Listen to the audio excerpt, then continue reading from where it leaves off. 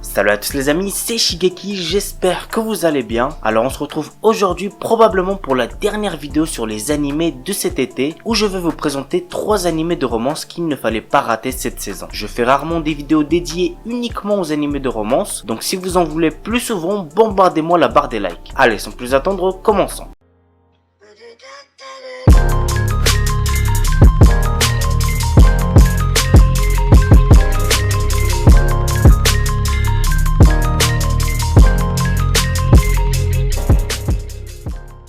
On commence avec le moins connu, il s'agit de Monster Musume no Oucha-san. L'histoire se déroule dans la ville de Lindworm, où les monstres et les humains coexistent. Dans cette ville, nous suivons le Dr Glenn, dirigeant une clinique médicale pour monstres accompagné de son assistante Lamia nommée Safe. La tâche est ardue car il doit par exemple examiner les branchies d'une sirène, recoudre la cuisse d'un golem de chair, aider une harpie à pondre ses œufs ou palper les écailles d'un dragon. Mais Glenn fait de son mieux pour aider ses filles dont le corps et l'apparence sont si différents. Et comme par hasard, il se retrouve toujours dans des positions embarrassantes avec ses patientes. L'anime a pour genre comédie, ecchi, fantasy, romance, pour thème Monster Girl médecine, et on connaît toujours pas le nombre d'épisodes que contiendra cet animé.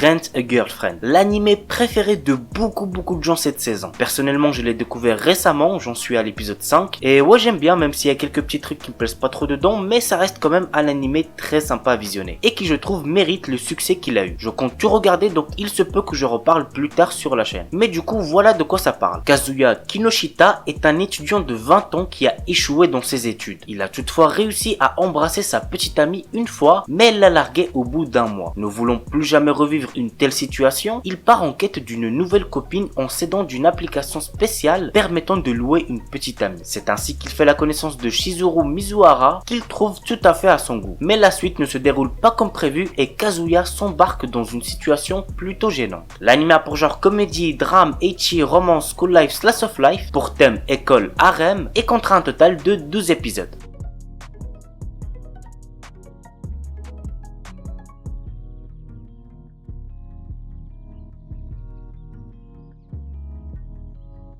Et on termine avec Uzaki-chan wa Asobitai, un animé que je vous avais recommandé dès le début de cette saison. C'est sympa, c'est comique, donc allez checker ça si ça vous intéresse. Voici le résumé. Shinichi Sakurai, étudiant de 3e année, profite pleinement de sa vie paisible sur le campus. Il préfère passer son temps seul, mais une étudiante plus jeune que lui nommée Ana Uzaki décide malgré tout de lui tenir compagnie. Son quotidien est alors complètement bouleversé. Moqueries, remarques, taquineries, Shinichi devra supporter l'attitude agaçante d'Uzaki au quotidien. Une nouvelle vie mouvementée l'attend, mais au moins, il n'aura pas le temps de s'ennuyer. L'anime a pour genre comédie, ecchi, romance, school life, slice of life, pour thème école quotidien, et comptera un total de 12 épisodes.